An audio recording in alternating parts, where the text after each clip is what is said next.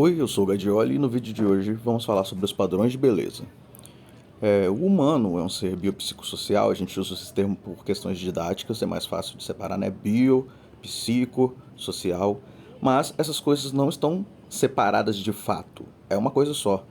Por isso que o termo mais apropriado é biologicamente cultural, né? Animal biologicamente cultural. Mas o biopsicossocial ele é mais didático.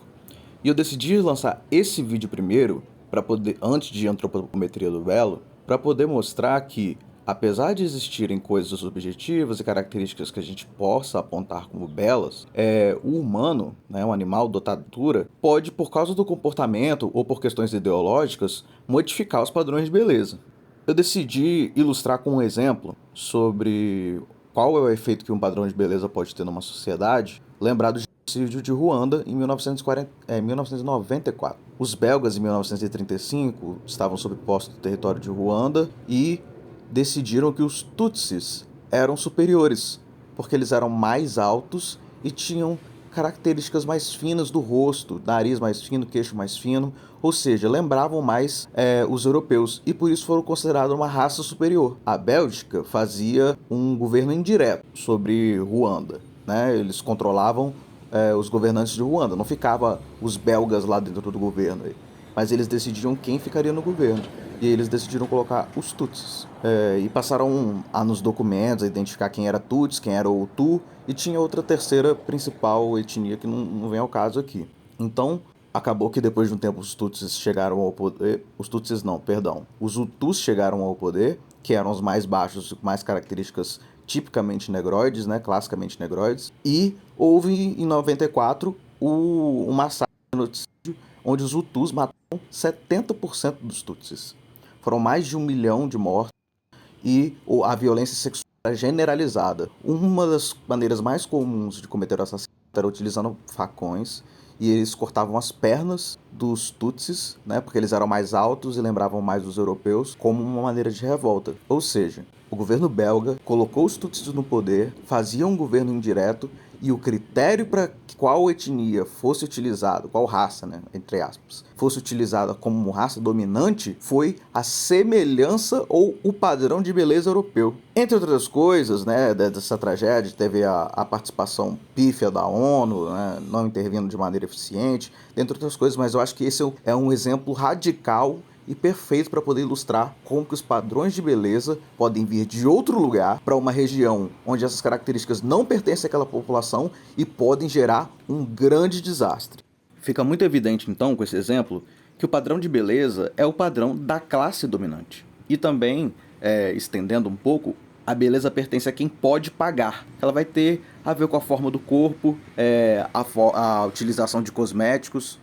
E a gente pode revisitar a história para poder mostrar como que o padrão de beleza é da classe dominante ou a quem pode pagar. Na pré-história, mais antigamente, todo mundo já viu aquela estatueta da deusa da fertilidade, a Vênus de Willendorf, que ela era uma mulher gorda, com quadris largos, que isso mostrava sinônimo, né, de fartura, de fertilidade. Ao avançar pela Idade Média, começou a se utilizar cosméticos. Por exemplo, os sais de chumbo são brancos, eram utilizados no rosto da nobreza para que a pele ficasse branca, já que pegar sol é coisa de pobre, né? É coisa de quem trabalha. E também era utilizado, por exemplo, ácido sulfúrico para poder tingir os cabelos, dentre outras substâncias tóxicas que precipitavam a morte dessas pessoas sem que elas soubessem. E com o tempo, os nobres começaram a ficar calvos. A linha capilar foi retrocedendo por causa da utilização de substâncias químicas que causavam a queda de cabelo.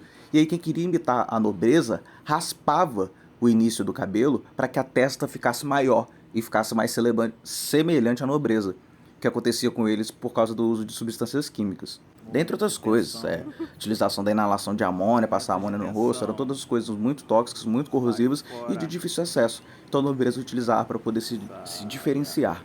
Como eu estava dizendo, então apesar de existirem características biológicas que são consideradas belas, o nosso social acaba extrapolando isso. E atualmente, na verdade, desses usos desses cosméticos e outras coisas, nós podemos ver isso como um status social e também como um fetiche pelas mercadorias. Nós vemos hoje os pacientes que querem colocar uma prótese de silicone maior do que é o que seria proporcional ao seu corpo, para que o colo fique bem marcado e que para as outras pessoas saibam que, além da característica sexual secundária feminina, que são as mamas, essa pessoa teve dinheiro para pagar por isso. Assim como as pessoas que botam uma lente nos dentes, que é branca e nenhum dente é de fato branco, ou fazem aquele nariz no formato padrão, que é um formato, é um protótipo de um nariz.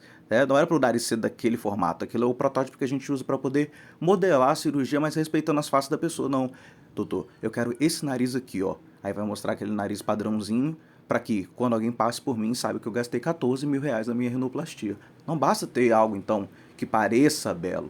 Tem que ser algo que pareça também que foi comprado. Pois há o fetiche, né? O fetiche, além da busca pelo belo, há o fetiche pela mercadoria. Essas tendências de mercado, hoje, são transmitidas geralmente pela indústria do entretenimento, pelas redes sociais, pela televisão, por Hollywood, pelas novelas. O Brasil tem um mercado de novelas muito ativo e que é muito exportado, né, utilizado em outras culturas, assistido em outros países, e agora também tem se popularizado as novelas da Coreia, os doramas, que também já tem modificado um pouco daquilo que é considerado belo ou não belo, ou daquilo que você deseja alcançar. E isso vai se modificando ao longo do tempo, e quem conhece novelas antigas e atuais, por exemplo, sabe que os homens antigamente tinham os corpos muito, muito peludos, mas não tinham barba. E agora o corpo costuma estar liso, né, sem pelos ou poucos pelos, e a barba costuma estar cheia. Isso vai se modificando com o tempo. E aí as indústrias cosméticas e indústrias de tendência vão se inserindo nos meios de entretenimento, e o entretenimento vai propelindo sobre a sociedade os novos padrões de beleza. Só que aí é aquela questão, né? Eu vou utilizar os padrões de beleza daquilo que eu vejo de Hollywood. Essa população não é brasileira.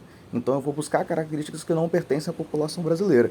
Se você, como eu, vem das classes sociais mais baixas, você sabe como colocar um prato à mesa, fazer mais comida do que o necessário, principalmente no domingo, é uma questão de status social, é uma questão de sucesso. Comer, ter que falar para a criança que ela tem que raspar o prato, comer muito, é uma questão de sucesso na vida, de conforto. Sempre aos domingos na casa da minha família, as pessoas se reuniam e faziam muito mais comida do que o necessário. A gente tinha que ir lá matar galinha e colher as coisas na horta, para poder mostrar bastante fartura e mostrar que agora as coisas estão bem.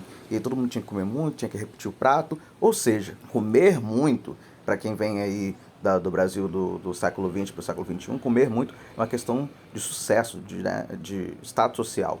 E é muito difícil você tirar isso da classe mais baixa hoje em dia. Eles querem continuar comendo muito, é uma questão de status. Você vê gente doente, diabética dentro de casa, e outro filho diabético não se cuida e continua comendo muito, por uma questão de status.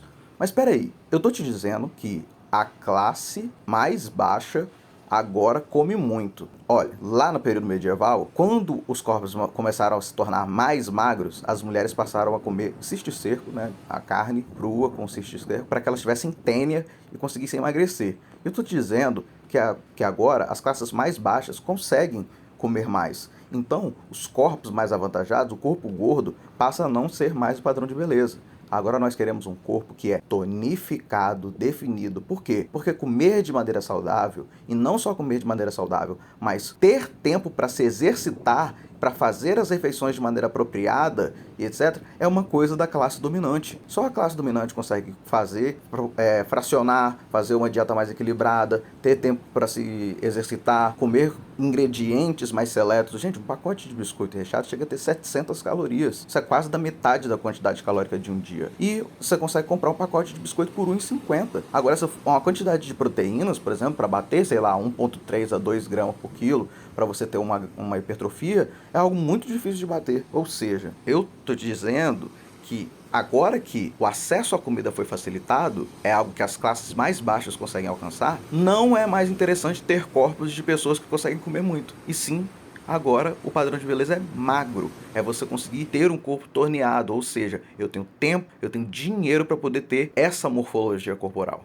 Nesse contexto, tanto a cultura da dieta quanto a cultura cosmética vão lançar tendências após tendências para modificar quais são as características ou os produtos necessários para que você se mostre com um corpo que hoje é considerável saudável. A ideia de saudável hoje é o corpo magro, o corpo tonificado. E como atingir o corpo magro, como ter o corpo tonificado, como ter características que são interessantes. As indústrias vão trocar as tendências de tempo em tempo. Mas antigamente uma sobrancelha um pouco mais fina, agora uma sobrancelha um pouco mais grossa, lábios antes, agora, né, faz um tempo já na verdade, os lábios agora são volumosos. Com o tempo, o alimento da vez era a chia. Às vezes isso é uma questão mercadológica, que esse produto está sendo muito produzido, ele precisa ter uma justificativa para ser vendido. Aí vende-se a chia agora como um alimento saudável. Depois vende-se o colágeno. O colágeno mágico, né? Ele vai ser absorvido, vai virar colágeno dentro do seu corpo. Isso é impossível, mas é vendido. Ficou muito na moda a venda de colágeno. E aí a indústria da dieta, né? A cultura da dieta e a cultura cosmética vão modificar sempre de tempos em tempos, temporadas em temporadas, quais são os padrões para que movimentem a economia e modifiquem também qual que é o fetiche pela mercadoria. E aí, novamente, é uma maneira de movimentar o mercado e utilização do mercado sobre os corpos. Só que a questão é, modificar o corpo não é modificar um carro. Eu posso comprar o body kit de um carro, instalar rodas, etc., depois trocar para outra. Isso não gera grandes repercussões. A questão é que intervir sobre um corpo sempre gera consequências, boas ou ruins. Só que essa busca, essa modificação contínua do corpo, quando ela é feita através de intervenções, ela muitas vezes vai gerar sequelas irreversíveis. A aplicação contínua de substâncias, por exemplo, o ácido hialurônico, ele é absorvido. Ela é mais ou menos, ele é encapsulado no seu rosto. Se você fizer uma ultrassonografia de pele, você vai ver que existem processos cicatriciais que estão lá dentro com acúmulo de ácido hialurônico, porque antes dele ser totalmente absorvido, ele é encapsulado por fibrose. Então, as coisas que a gente faz têm consequências. E intervir sobre os corpos tem consequências. E aí eu vejo, agora, seguindo tendências de mercados, pressões sociais, pessoas que adoecem psiquicamente e começam a intervir seu corpo de maneira desenfreada, sempre acostumando como o corpo está agora, não achando suficiente e buscando a próxima tendência, um estado de doença e uma maneira de gastar muito, mas muito dinheiro.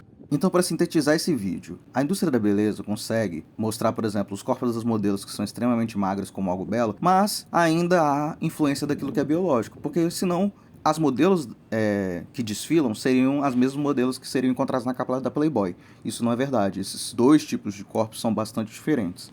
E outra coisa é que faz sentido buscar o belo. Estudos mostram, por exemplo, a questão do halo effect.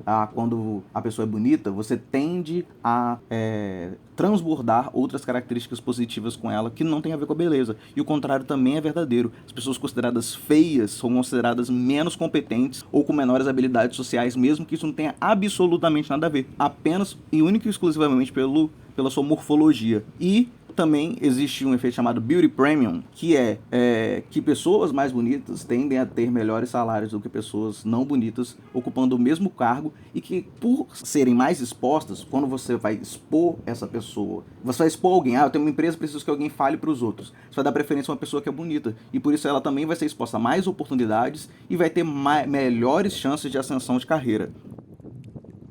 Concluindo, nesse vídeo eu quis dizer que os padrões de beleza são o padrão da classe dominante, que hoje nós somos movimentados pelas indústrias e a beleza se tornou um tipo de fetiche também da mercadoria, e que há, mesmo assim, questões biológicas que influenciam naquilo que é belo e o que não é. Mas o que manda hoje, principalmente, é a cultura, e a cultura é determinada pela ideologia dominante. Então no próximo vídeo eu vou falar sobre a antropometria do belo, quais as características e por que elas são consideradas bonitas, e vejo vocês daqui a pouco.